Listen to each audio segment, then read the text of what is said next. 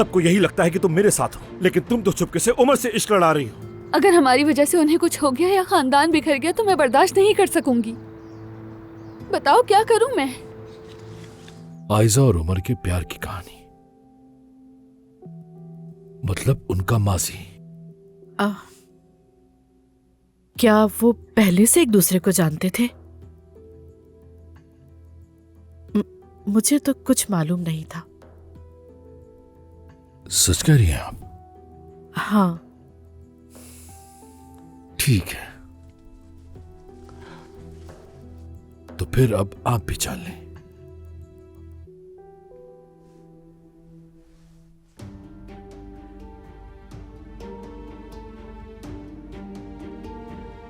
कि ये सब कैसे हुआ? मुझे तो उनके मिलने का भी पता नहीं था, यकीन करो मेरा। वो मिले थे, मुझे उससे कोई मतलब नहीं।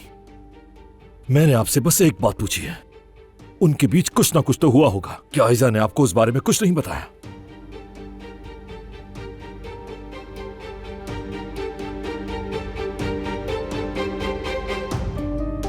बस इतना ही बताया उसने, वो भी 1-2 दिन पहले बताया मुझे। सच बता रही हूं, मैं और कुछ नहीं जानती। कसम से मैं और कुछ नहीं जानती, इसलिए मैंने तुम्हें कुछ नहीं बताया, क्योंकि बताने का कोई फायदा भी तो नहीं था। मैंने अहमियत ही नहीं दी, समझा कोई वक्ती बात होगी। मेहमत, यानी एक दूसरे को 3 साल पहले से जानते थे? जानते थे मेहमत बेटा, लेकिन आयजा ने ना कभी बात की और ना ही कभी नाम लिया। सारी गलती उस उमर नामी आवारा लड़के की है, जिसने आयजा का दिमाग खराब किया।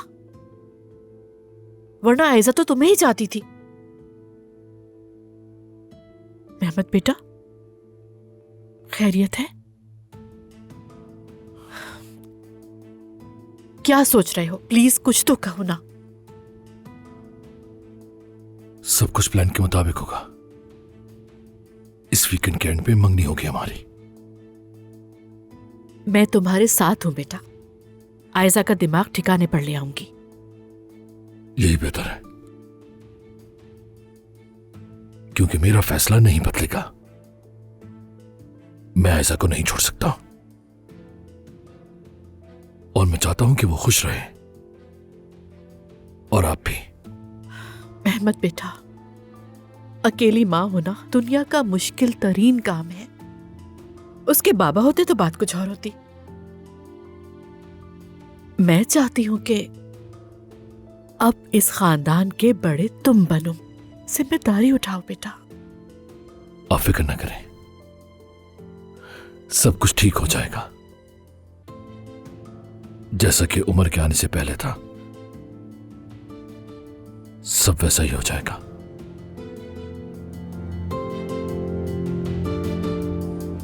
तुमने मेरी कॉल रिसीव नहीं की? खैरियत तो है? मीटिंग में थी, मैंने भी कॉल की, तुमने रिसीव नहीं की। मेरी भी एक मीटिंग थी, अभी फ्री हुआ हूं बस। अच्छा हुआ कि तुम मिल गए। क्या कुछ हुआ है? महबत से बात हुई तुम्हारी? मैंने काफी मर्तबा उसे कॉल की। सेक्रेटरी ने बताया कि वो आज ऑफिस नहीं आए हैं। उमर, तुम बताओगे कि क्या हुआ है? वो सबको कह रहा है कि वीकेंड पर तुम्हारी मंगनी है। ऊपर से जाकर बाबा से भी बात कर ली, तकरीब के लिए मेरा घर मुंतखब किया है। क्या? रिलैक्स।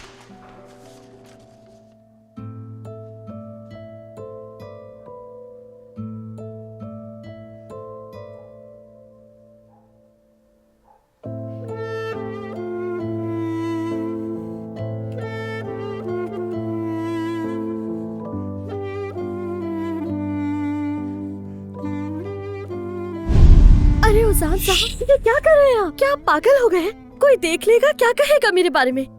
क्या करे हैं? मुझे जाने नहीं यहाँ से। कोई नहीं देखेगा हमें, और बात किए बगैर तुम्हें जाने नहीं दूंगा।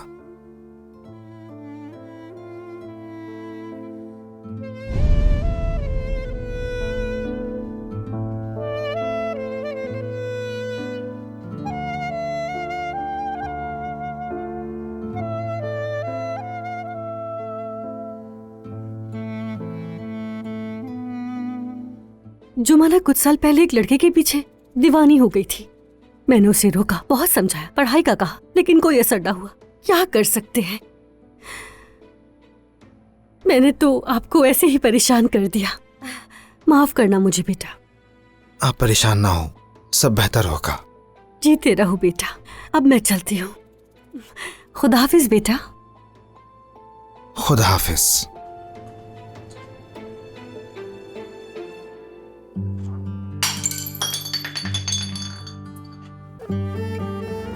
खुश आमदीद आयशा।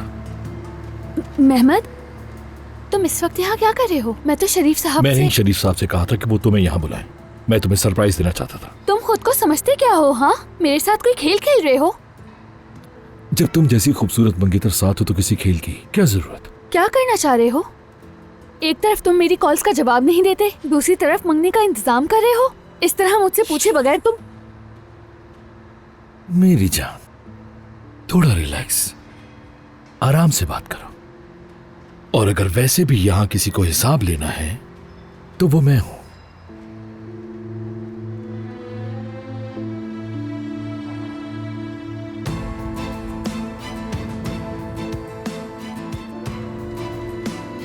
अब तुम मुझे बताओगी कि ये सब क्या है? मैंने सब बता दिया मेहमद। उमर सामने आया तो एहसास हुआ मैं उसे ही चाहती हूँ। इससे ज्यादा तुमसे क्या कहूँ मैं? जो हमारे बीच था उसका क्या? अगर उमर ना होता तब भी हम साथ नहीं रह सकते थे। और मेहमद, मैं तुमसे पहले भी कह चुकी हूँ कि मुझे तुमसे अलग होना है और तुम हो के... मतलब मेरे कजन उमर से ताल्लुक बनाने के लिए? अगर वो हादसा ना हुआ होता तो हम कब के एक साथ होते। मैं तुमसे इस तरह कभी ना मिली होती। आयजा, उमर तुम्हें मुझसे ज्यादा नहीं चाह सकता। वो खुद के सिवा किसी से मोहब्बत नहीं करता। तुम उसे ठीक से जानती भी नहीं, तुम उसके लिए एक वक्ती शौक हो। लेकिन मैं तुमसे पागलों की तरह मोहब्बत करता हूं। मैं तुम्हें जिंदगी भर खुश रखूंगा। मेहमद, तुम ये क्या कर रहे हो? तुम मेरी बातें क्यों नहीं सुन रहे? मैं सिर्फ उमर से मोहब्बत करती हूँ और वो मुझसे। प्लीज मेहमद, तुम भी मेरे फैसले की इज्जत करो। मेरे इतना कुछ कहने के बाद भी तुम्हें मेरी बात क्यों समझ में नहीं आ रही?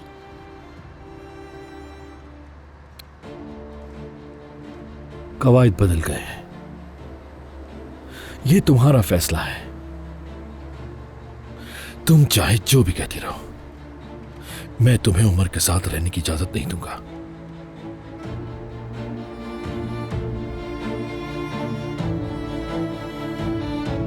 मैंने कहा मैं तुम्हें इजाजत नहीं दूंगा। अकल से काम लो। अकल से काम तो तुम्हें लेना चाहिए था आयशा।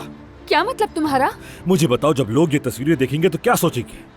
सबको यही लगता है कि तुम मेरे साथ हो, लेकिन तुम तो चुपके से उमर से इश्क लड़ा रही हो। और मेरे चचा, वो क्या सोचेंगे जानती हो?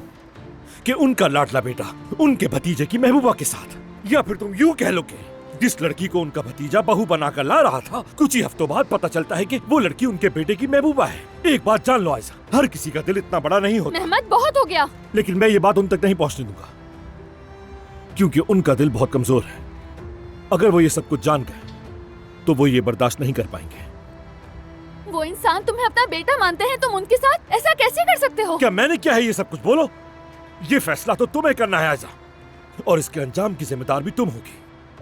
या तो तुम मेरे साथ मंगनी करो और ये बातें भुलाकर मुस्तकबिल की तरफ देखो, या फिर जिससे तुम मोहब्बत करती हो उसके बाप के मौत की जिम्मेदार बन जाओ।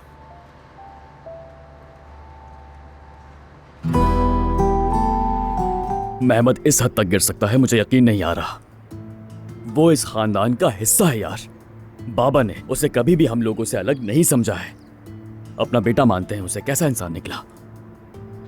अगर हमारी वजह से उन्हें कुछ हो गया या खानदान बिखर गया तो मैं बर्दाश्त नहीं कर सकूंगी। बताओ क्या करूं मैं? फिक्र मत करो, मैं ऐसा कुछ नहीं होने दूंगा। अब ये मामला मेरे हाथ में है।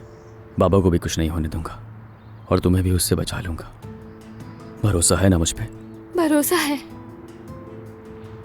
लेकिन डर भी लग रहा है बहुत। मेहमद का कुछ नहीं कह सकते, वो पागल हो गया है। हमारे पीछे बंदा लगवाकर हमारी तस्वीरें खिंचवा रहा है। कैसा इंसान है वो? अच्छा ठीक है, रिलैक्स मेरी जान, प्लीज। अब ये मेरा मसला है, मैं संभाल लूंगा ना। मेहमद से और उसके गंदे खेलों से मैं ही निपटूंगा अब। आओ मेरे पास।